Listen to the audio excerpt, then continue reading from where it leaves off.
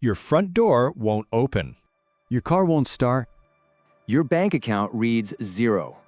You haven't committed a crime. You just disagreed. Listen to this. I'm going to read you something. This is from Amazon Web Services. Their official legal terms of service, section 42.10. It was published all the way back in 2016. This is a real clause. So while your politicians were busy arguing about healthcare subsidies, get this. Amazon's lawyers were writing the legal framework for a world where governments no longer exist. They weren't joking, they were preparing. And I quote, "This restriction will not apply in the event of the occurrence certified by the United States Centers for Disease Control of a widespread viral infection transmitted via bites or contact with bodily fluids that causes human corpses to reanimate and seek to consume living human flesh, blood, brain, or nerve tissue, and is likely to result in the fall of organized civilization." So how did we even get to a place like this? Well, let's just look at the numbers from your time, December 2025. NVIDIA, it just crosses $4.5 trillion in market capitalization. Now that's not just some big number on a stock market ticker. That is larger than the entire economy of Japan, the 4th largest nation on the entire planet. Think about that for a second. A single company that makes microchips is suddenly economically bigger than Italy and Spain combined.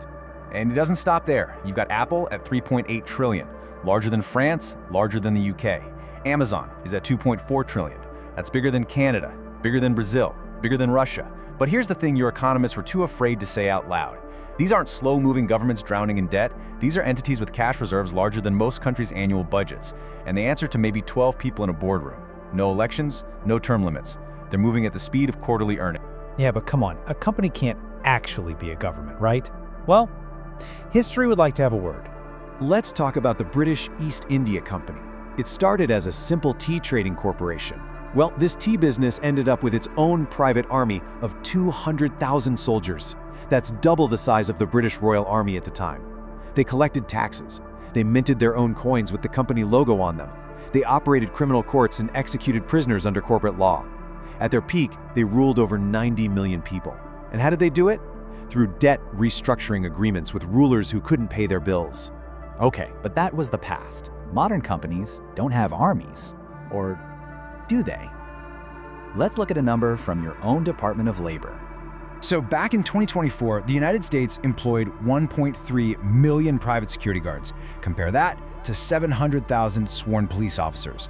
Yeah, private security already outnumbered public police by almost 2 to 1. And that's not some future projection, that was your present. In states like Virginia, Texas, and South Carolina, armed private security were already being granted police powers on private property. The legal framework for corporate law enforcement was already operational. All they needed was a crisis. Okay, I need to tell you something. I'm not recording this from your timeline. I'm talking to you from the year 2050, and I need you to understand why these numbers, the ones that were so easy to just scroll past in your time, why they mattered so much. Because what I'm about to describe isn't science fiction, it's history. It already happened. We call it the Great Acquisition. It started on April 12, 2035. The Republic of San Rocco, a coastal nation of about 12 million people, had been dark for 3 weeks. The government defaulted. The grid failed. At 4 in the morning, the Prime Minister didn't sign a peace treaty. He signed a debt for equity swap. By sunrise, massive autonomous convoys arrived. They weren't carrying soldiers, though. They were carrying server racks, diesel generators, portable nuclear microreactors. Within just 6 hours, the capital was plugged into a private power grid. And when those 12 million citizens checked their phones, the network didn't say Telecom Nacional. It read Territory Zone 1, Fulfillment. And the crazy part is there were no riots. I mean, why would there be? For the first time in a month, hospitals had electricity, and the ATMs actually dispensed cash. The Minister of Defense was replaced by a Director of Fulfillment Logistics. The Department of Justice became Customer Compliance, and the national flag? It was lowered, archived, placed in a museum. San Rocco didn't lose a war, it just accepted a better service plan. How did they make it legal? They used a mechanism you were already celebrating. Remember Ecuador's debt for nature swap? Exchanging debt to protect the Galapagos? It seems so noble, but it established a deadly precedent. A sovereign nation can sell its policy rights to pay its bills. The conglomerate simply expanded the definition to a debt for sovereignty swap. And the people of San Rocco, they didn't revolt. And when you look at the results, why would they? Hospital wait times dropped from 4 hours to just 11 minutes. Crime was down 73%. But here's the catch. You don't have rights, you have perks. And those perks are subject to the terms of service.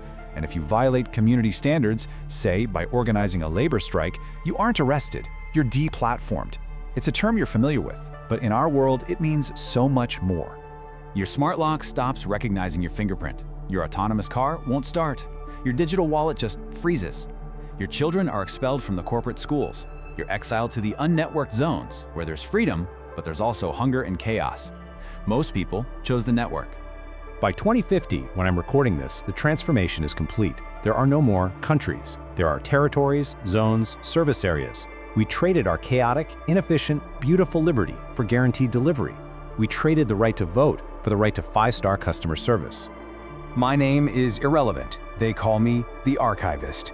My job is to preserve what we were before we became what we are. If you're watching this in 2025, you still have time, but not much.